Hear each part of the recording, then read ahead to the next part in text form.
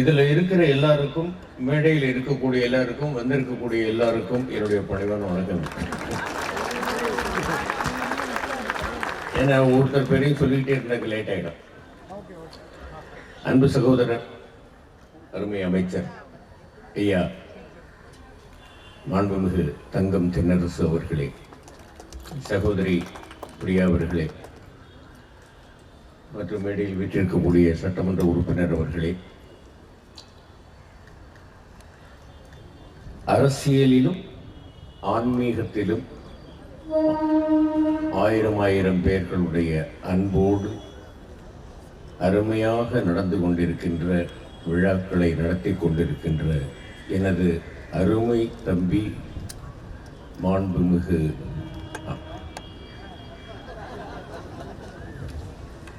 அமைச்சர், இந்து அறநிலையத்துறை அமைச்சர் தம்பி வி.கே. சேகர் பாபு அவர்கள், எல்லோருக்கும் என்னுடைய இனிய மாலை வணக்கம். கொஞ்சம் சில முக்கியமான விஷயங்கள் எனக்கு தெரிஞ்சதை நான் சொல்றேன்.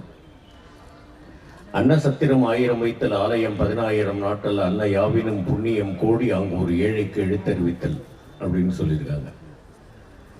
படிப்புக்கு உதவுவது என்பது பகவானுக்கு செய்கின்ற தொண்டாகவே கருதப்படுகிறது. அந்த மாதிரி இந்த 10th +2 படித்த மாணவ மாணவியர்களுக்கு நல்ல ஸ்கோர் பண்ண மாணவ மாணவியர்களுக்கு இந்த மாதிரி கல்விக்கான உபகரணங்கள், கல்விக்கான ஊக்கத்தொகை வழங்கி கொண்டிருக்கின்ற மாண்புமிகு தமிழக முதல்வர் அவர்களுக்கும் என்னுடைய மனமார்ந்த நன்றிகள், வணக்கங்கள். எனக்கு அரசியல் தெரியாது, எங்கள் அப்பாவை மட்டும்தான் எனக்கு தெரியும். ஏன்னா எங்கள் அப்பா கலைஞரப்பா எங்கள் அப்பாவை அண்ணன் கூப்பிடுவாங்க. எல்லாம் ஒரே மாவட்டம் நாங்கள் எல்லாரும். அப்போ பார்க்கும்போது எங்கிட்ட அப்பா சொன்னது முதல்ல நல்லா படினாங்க. இதுதான்.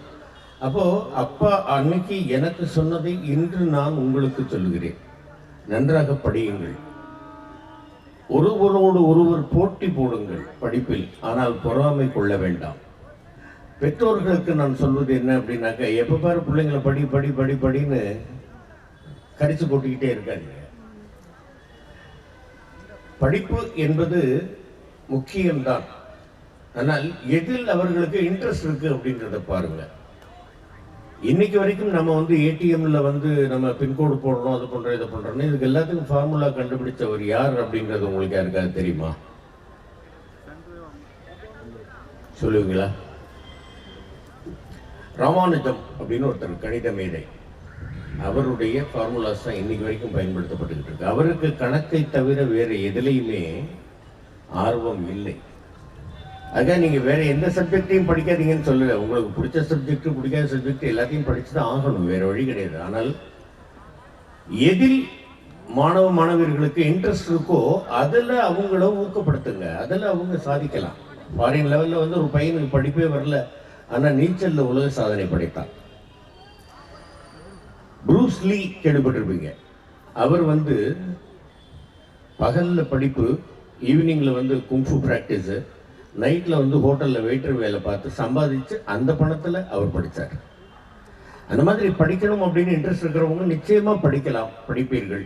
உங்களுக்கு இப்போ ஊக்கத்தொகை, உதவித்தொகை எல்லாம் கிடைக்குது அப்படிங்கும் பொழுது இது ரொம்ப பாராட்டுவதற்கு உண்டான விஷயம், நீங்கள் மகிழ்ச்சி கொள்ளக்கூடிய ஒரு விஷயம். நல்லா படிங்க. இப்போ நானும் ஓப்பனாக சொல்கிறேன், நானும் எஸ்எஸ்எல்சியில் 4 தடவை ஃபெயில் ஆனேன்.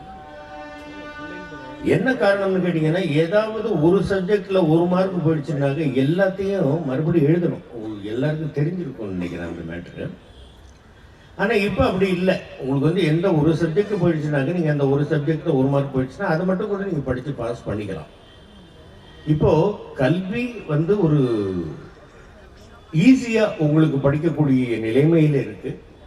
படிப்பதற்கான ஊக்கத்தொகையும் கிடைக்கிறது. அப்படிங்கும் பொழுது நல்லா படியுங்கள், நல்லா முன்னேறுங்கள் வாழ்க்கையில்.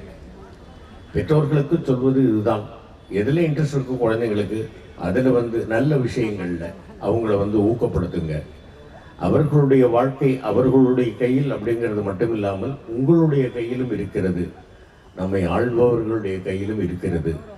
அப்படிங்கும் பொழுது நீங்கள் எல்லாரும் நல்லா பெரிய லெவலுக்கு படித்து முன்னேறணும் அப்படிங்கிறது தான் என்னுடைய ஒரு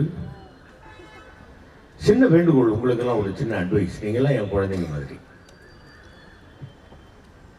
படிப்பு அப்படிங்கிறது நீங்கள் புஸ்தகத்தை படித்து அதில் இருக்கிறத பைஹார்ட் பண்ணி அதைத்தான் எழுதி ஆகணும் அப்படிங்கிறது இல்லை. என்னுடைய நண்பன் ஒருவன் அவனுடைய அக்கா பையன் வந்து டிகிரி படித்து என்ஜினியரிங் படிச்சுக்கிட்டு இருந்தான். அவன் ஸ்கூலுக்கு காலேஜுக்கு போவான், உட்காந்துருப்பான், வாத்தியார் பாடம் நடத்துறத பார்த்துக்கிட்டே இருப்பான், கேட்டுக்கிட்டே இருப்பான். ஒரு நோட்டு கூட எடுத்துகிட்டு போக மாட்டான், ஒரு பேனா கூட எடுத்துகிட்டு போக மாட்டான்.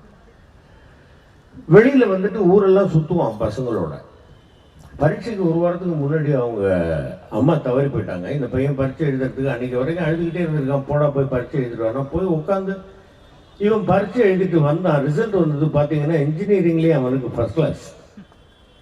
இதுக்கு என்ன காரணம்னு கேட்டிங்கன்னாக்க, வாத்தியார் சொல்வதை, பாடம் நடத்துவதை அவன் மனதுக்குள்ளே அப்படியே பதிய வச்சுக்கிட்டு அதை வந்து அவன் அங்கே போய் ப்ரெசென்ட் பண்ணியிருக்கான்.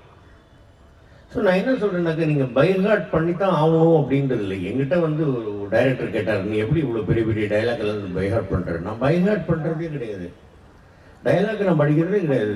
என்ன கான்செப்ட் அப்படிங்கிறத நான் வந்து பார்த்து கொள்கிறேன், அதை கேட்டுக்கிறேன். அதுக்கு தகுந்த மாதிரி அதை விட்டு மீறி போகாமல் நான் வந்து என்னுடைய வசனங்களை இயல்பாக நானே பேசுகிறேன்.